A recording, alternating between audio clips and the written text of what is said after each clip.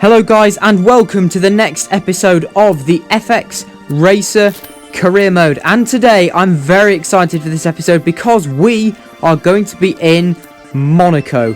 That's right, you can see I've purchased some more upgrades for the car going into this race. But before we do, let's have a quick look at the championship standings after 4 races. It's currently KA Falcon who is in the lead there. I don't know if you guys noticed, I do run this bit on 2x speed just before we get into qualifying. And I've had a pretty good couple of races myself, very consistent. I've managed to score in every race so far.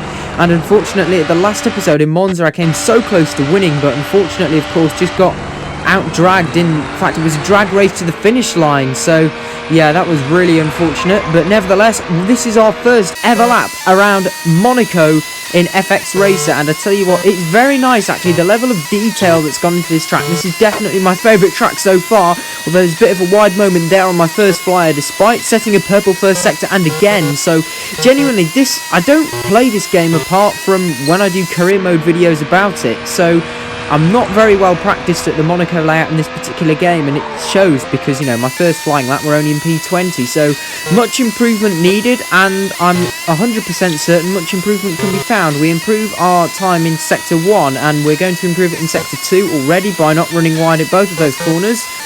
I'm convinced that's a bit glitched, setting a red sector time, I don't know.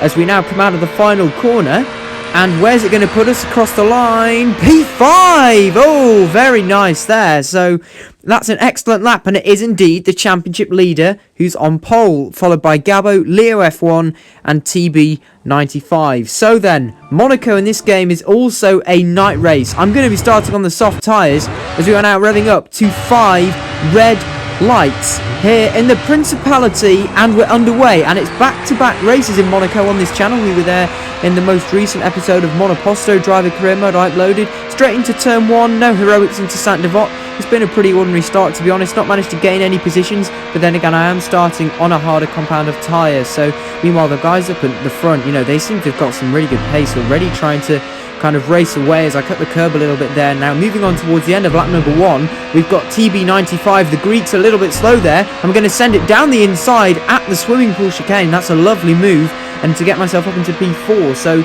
although I'm on a harder tyre and some of the guys around me are on super softs, it doesn't really seem to be making that much of a difference because we still seem to have pace. Nevertheless, I'm attacking Leo F1 right now as we're heading up the hill towards the casino. End of Sector 1, trying to take a bit of a wide line there. Leo F1 goes a little bit wide himself though, actually, as we're now going to traverse down the hill. But as we cut to the next shot, and it looks as if we get a really good run out of the final corner. As we come side by side on the pit straight, we get the move, but there's contact. Oh my word, I nearly lost the rear there. DRS, and Leo's just miles back down the track. Let's have a look at a slow mode replay of that. So there was a tiny bit of contact made. I just kind of almost couldn't control the car. The back end seems so light in this game. That's what I have noticed, a lot lighter than Monoposto, which is surprising actually. But that's just why it's almost hard to keep it pointing in exactly a straight line. You find the game almost wants you to kind of steer the car, if that makes sense. I don't know if you guys who are more experienced than me at playing this game will be able to vouch whether that is the case or not.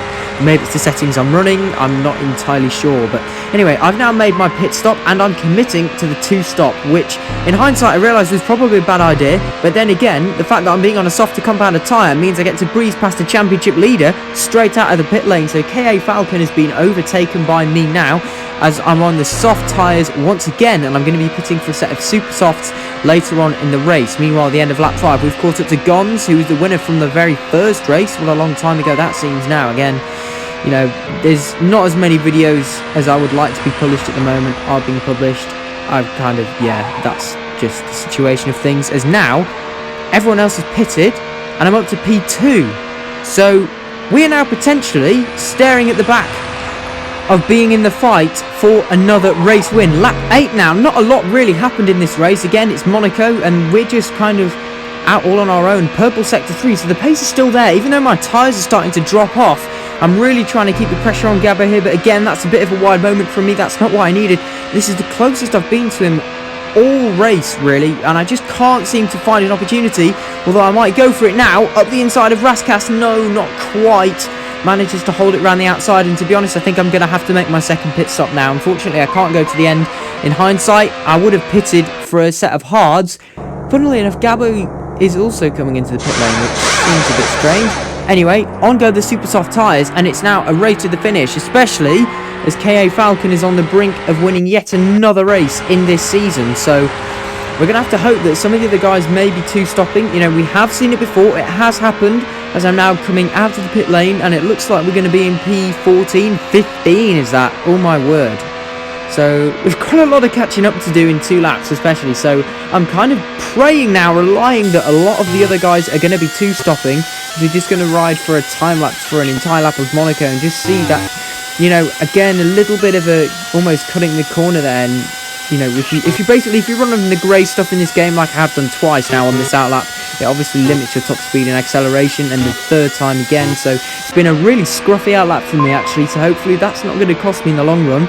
Looking at the mini-map, there are lots of cars in the pit lane. Okay, that's a good sign, as we are now starting the final lap of the race, and I'm up into P7. Okay, that's not too bad, but look at this. We've just seemed to got such a high gaining speed on Gabo. We're on the same compound of tyre this time. I'm just going to try and go for it up the inside. No, I don't quite have enough there to go for that, but there should hopefully be another opportunity again later in the lap. Now, no, still too far back. You can see almost twitch of the steering wheel, almost having a half look to see could I possibly try and send it from that far back, but no, that's just ridiculous, to be honest.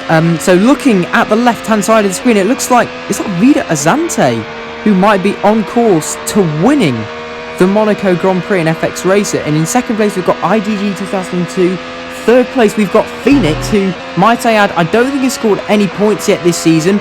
Fourth place we've got TX19, and in P5 we've got Hayden. Then it's obviously Gabo and myself, but this is the final sector. I've run it a bit wide there, so this is really my final chance to get past Gabo. But look at this, there's a couple of guys who are on worn tyres going really slowly up in front. I'm going to make not one, not two, but a triple overtake going into the final corner, P7 up to P4, and that's just doubled my points from this race in the final corner, and I cannot believe my luck with that. Wow, and you know, though that extra 6 points could prove so helpful at the end of the season. There's the podium from Monaco. It is indeed Azante winning in Monaco, followed by IGG 2002 and Phoenix on the podium. So there you go, and we'll be able to see which drivers two-stopped, which drivers one-stopped. You can see, interestingly, all of the top 3 drivers did a one-stop.